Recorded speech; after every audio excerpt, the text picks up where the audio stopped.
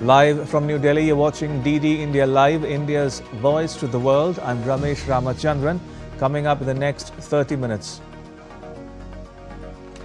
India's rapidly expanding infrastructure network is boosting the ease of living.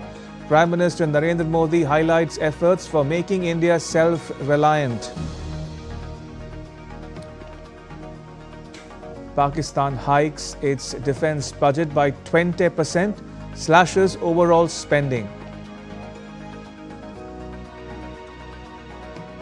And US cities brace for more protests as parts of Los Angeles placed under curfew. Trump warns that protests at an upcoming army parade in Washington, D.C. will be met with force.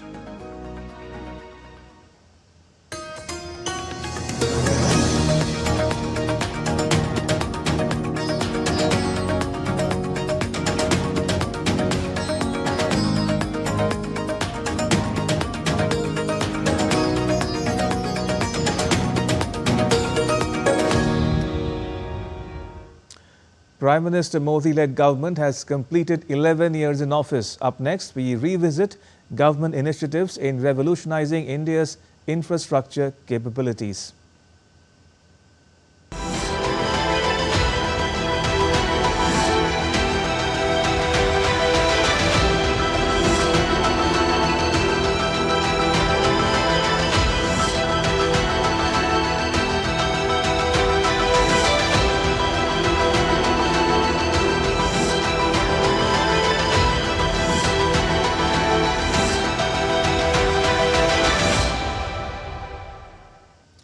Prime Minister Narendra Modi marked a significant milestone in India's growth journey, celebrating 11 years of infrastructure revolution, a decade plus of transformative infrastructure development that has enhanced India's growth trajectory. PM Modi emphasized India's outstanding strides in infrastructure, spanning railways, highways, ports and airports, leading to enhanced connectivity, economic expansion, and improved ease of living and enhanced prosperity for citizens. Further, the Prime Minister reiterated that India's push for next-generation infrastructure is driven by sustainability and long-term vision, laying the foundation of a self-reliant India. He further said that from railways to highways, ports to airports, India's rapidly expanding infra network is a boosting ease of living and enhancing prosperity.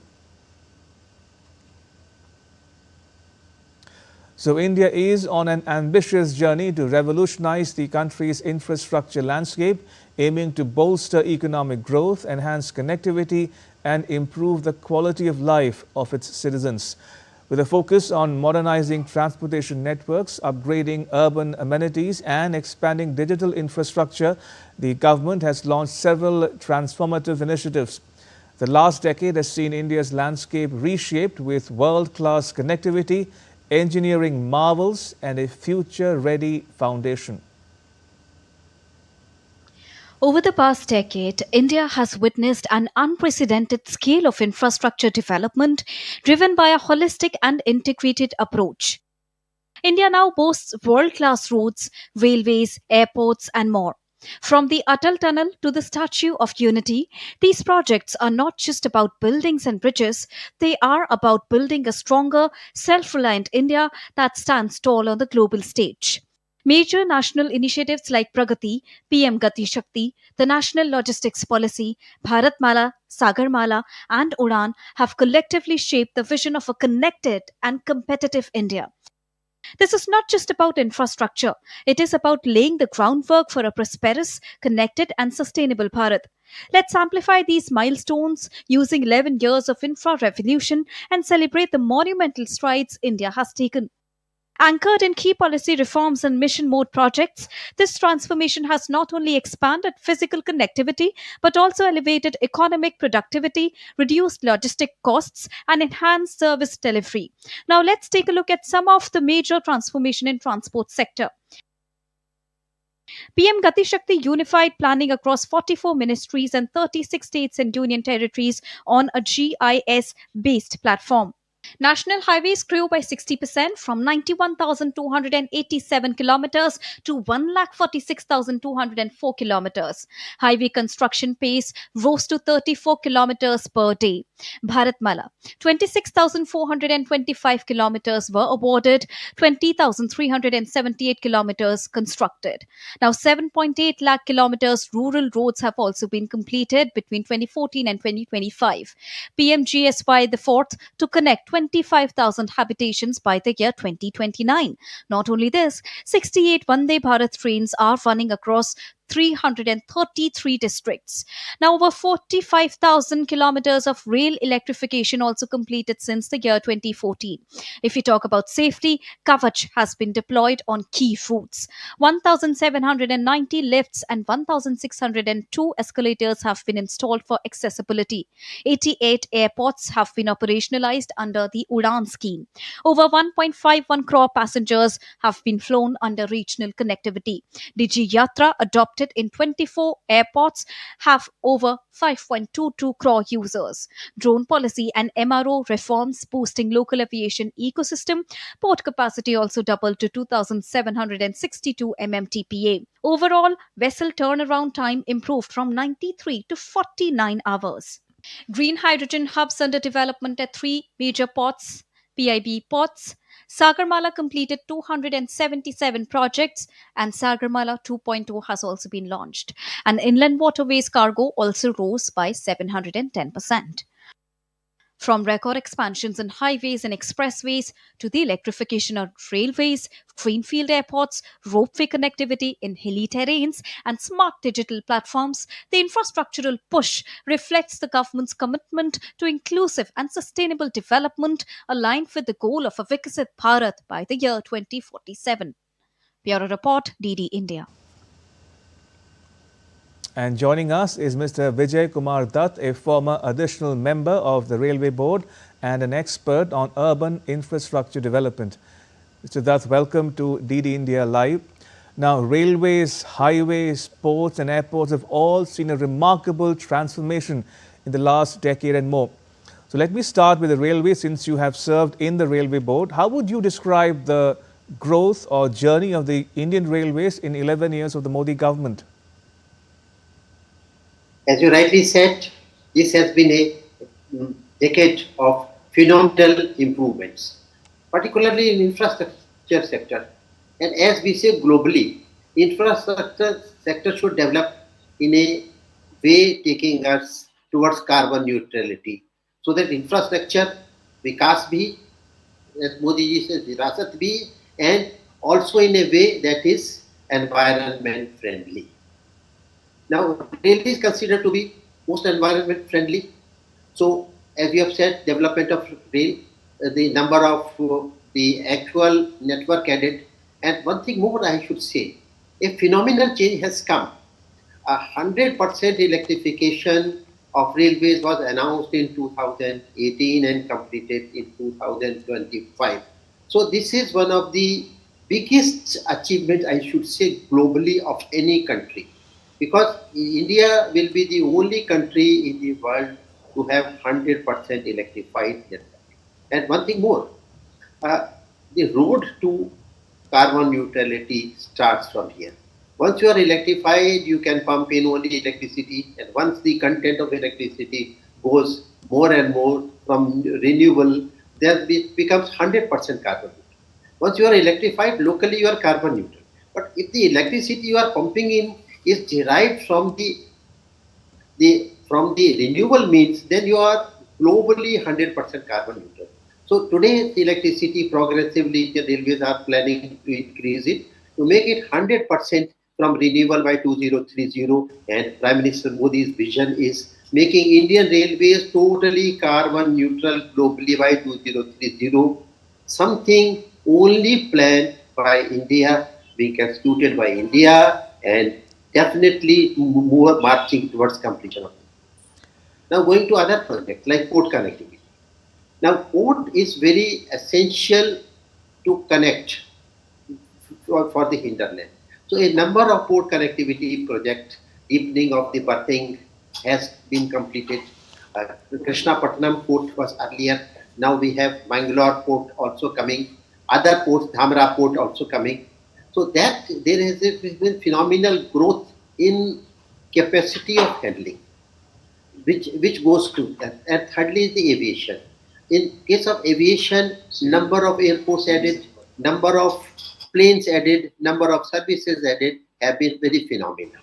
So to summarize, air, railways, roadways, ports, shipping, in all directions of mobility, there has been a unprecedented phenomenal improvement in last 10 years. Indeed. Mr. Dutt, talk to us a bit, if you will, about the benefits flowing from PM Modi's big push for infrastructure development. How are railways, highways, ports and airports boosting connectivity and economic growth, generating new jobs, and most importantly, promoting ease of living? Yes, definitely, as you summarized, this have the ultimate objective of improving the ease of living of the common man, of our citizens. This has greatly contributed, ease of living. How it has contributed? It has made mobility possible. Starting from villages, connection, Gramin Sadak Yojana, connecting villages to the roads, then improving roads, quality of roads, then expanding railways, electrifying railways, improving shipping terminals, improving air connectivity. All these things go to make road approachable and also affordable for common man. I will give an example of Udan scheme, Ude Desh Ka Aam Nagrik. And actually, if you see the number of airports added, number of services added, lowering of the cost of air travel, definitely a middle class, a person going for job, air connectivity is there, rail connectivity is improved, road connectivity is improved. So for a common man, the need is connectivity, availability of the edibles, connectivity to go for jobs, and the projects have also given rise to a number of jobs which were not possible otherwise. And also talking about the policy, the macro policy issues, Mr. Dutt, what more can you tell us about other government initiatives such as Pragati, the PM Gati Shakti, the National Logistics Policy, Bharat Mala and Sagar Mala? Yes, definitely. See, what I have said is these are the products of the policies, Gati Shakti, Sagar Mala, Bharat Mala, where overall policy was Right. defined and the object was to provide more and more mobility to the common man. And it has succeeded in a big way. I may add to this the growth of metro railways, expansion of metro railways where it has been existing and adding more and more cities to metro railways. And I can tell you, for urban mobility, the least emission is from metro railways. So if you have to make cities emission free, expand metro and motivate people to use metro, make it convenient. So this thing this is a cycle, progressive cycle. You make metros, make available connectivity, people travel by metros, they avoid buses, they avoid road. So this movement not only helps the common man, it helps in reducing emissions, which go a long way in making cities with reduced emissions. And finally, Mr. Dutt, balanced development, keeping in mind regional aspirations, be it the northeast or southern India, has been another hallmark of this government. No state or region can actually complain that they've been neglected or that they've not got equal attention from the government, is it not? Definitely. No state. And you see, this development is all along, starting from Assam, Mizoram. You see, a fortnight back, a line went up to Azal, an announcement going to the Myanmar border. In Kashmir, Chenab Bridge going up to Srinagar. and Baramulla, and announcement of so many schemes to connect there. South, connection of Pamban Bridge, and also dreaming about Ram Setu, rail Ram Setu up to Talai Manar. So many things where we are able to achieve, and we are dreaming what Prime Minister says, the Viksit Bharat by 2047. So, and I should say Viksit Bharat will happen much earlier than 2047, because the pace of development is being increased and increased. One thing more I would like to add. Sure. There is something called energy intensity, the energy emissions per unit of GDP. The objective of reducing energy intensity is on track, where we have set our commitment to COP that we will drastically improve it by 2030. Today is 2025. We are very much on the road of achieving it, rather overachieving it. And some of the targets which were set for 2030, has already been achieved in 2025. Right. So that is the pace of development which India is embarking on. Mr. Dutt, pleasure as always to talk to you. Thank you. Appreciate it. Thank you. My pleasure. God bless. Okay. And still to come on DD India Live. An expert take on Pakistan's defense budget.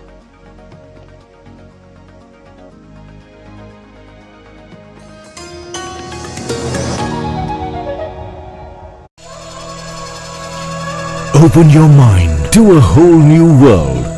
Explore mystic wonders of nature in the forests. तो मुझे देख के आपको लग रहा है कि मुझे इजी वाला देना चाहिए.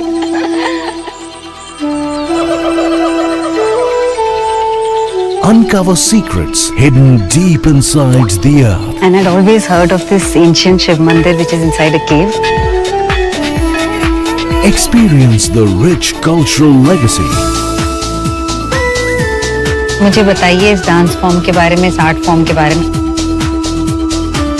Experience the blend of vibrant warmth and stunning creations. अरे it fits perfectly. Thank you.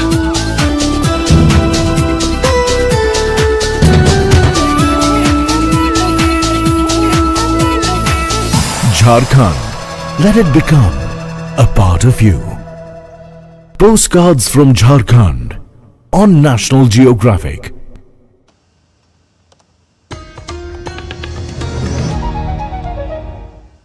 Welcome back. You're watching DD India Live. I'm Ramesh Ramachandran. Downtown Los Angeles was largely calm overnight into Wednesday, with police arresting at least 25 people for violating a curfew after a fifth day of protests against President Donald Trump's immigration crackdown. Heavily armed security officers, including several riding horses, patrolled near government buildings, while men boarded up storefronts after dark on Tuesday to protect against vandalism. Looting and vandalism in the second biggest U.S. city have marred the largely peaceful protests over ramped-up arrests by immigration authorities. The demonstrations, which began on Friday, and isolated acts of violence prompted Trump to take the extraordinary step of sending in troops over the objection of the state's governor. Pakistan's new budget is making headlines not for relief but for prioritizing military might over public welfare. As the economy staggers with rising debt, high inflation and weak growth, the government there has hiked defense spending by 20%, slashing funds for health and environment. DD India's Mihir Makuri has the details. A nation staring down hunger, economic collapse, and political chaos often takes a hard look in the mirror. But not Pakistan. Instead of course correction, it's doubling down on priorities that leave the average citizen behind. This was evident when the government of Prime Minister Shehbaz Sharif unveiled its 2025-2026 budget on Tuesday. At the heart of the announcement, a dramatic hike in defense spending, now soaring to 2.55 trillion Pakistani rupees, or nearly $9 billion US. That's a 20% jump from the previous fiscal year. मुल्की दफा हुकूमत की अहम तरीन तरजीह है। इस कौमी फर्ज के लिए 2,550 अरब रुपए फराहम किया जाएंगे। The military splurge comes even as the overall budget has shrunk by 7%, dropping to 17.57 trillion Pakistani rupees or about 62 billion US dollars.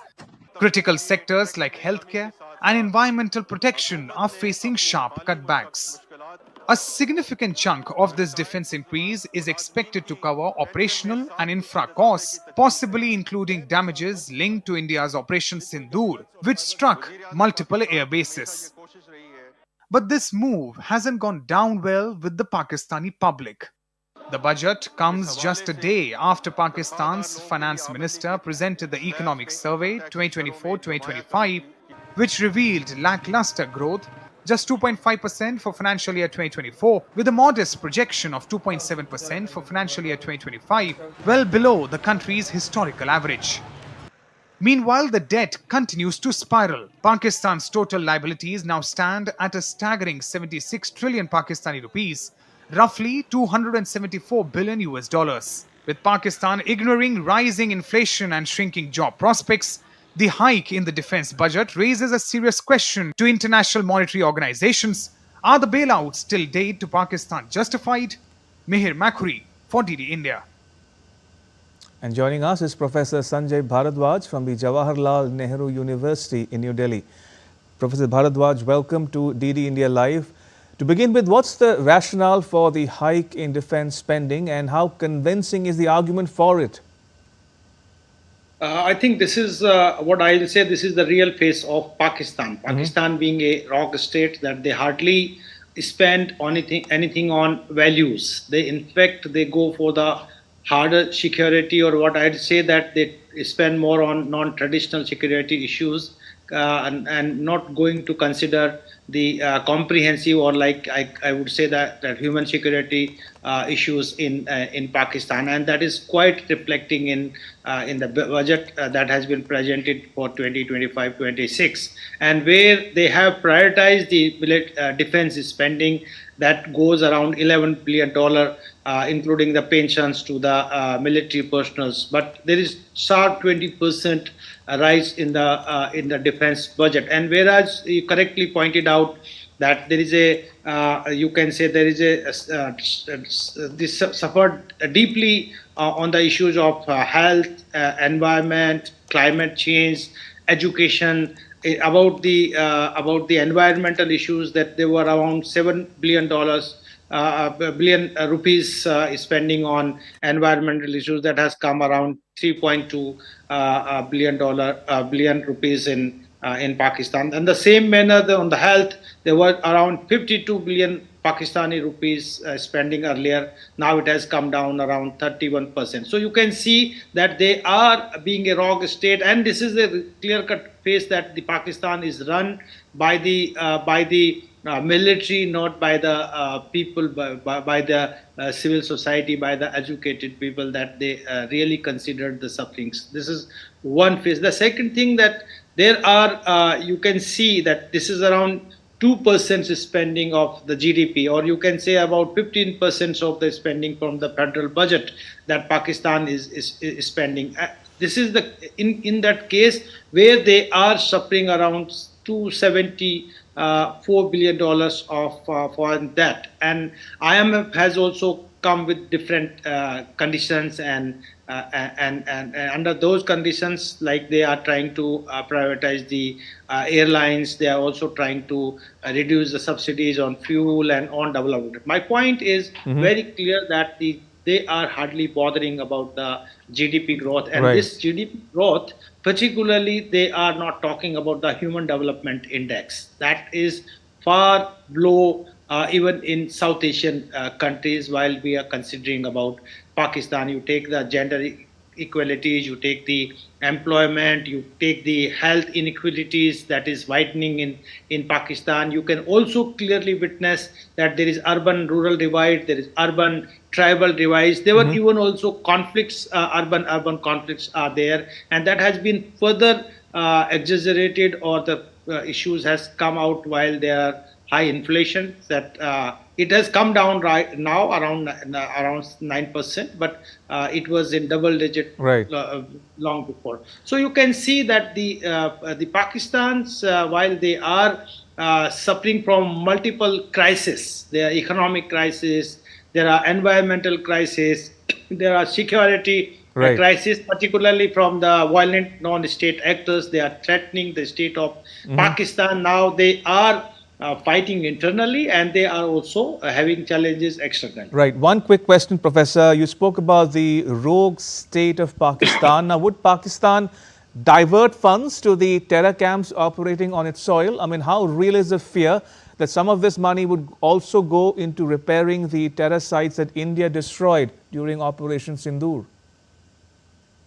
This has been clearly reflected while you will see that while Bilawal Bhutto was visiting to America, and they have also indicated that much of the spending that has been coming to Pakistan has been diverted to counter terrorism or funding terrorism. Right. And even the defense minister has also a few days back has also clearly indicated that the foreign countries, particularly this was indicating that whatever the defense budget is coming to Pakistan, they are channeled to the violent non-state actors like Lashkar-e-Taiba and all that. And this has also witnessed clearly while they were fighting war on terror, and Osama bin Laden was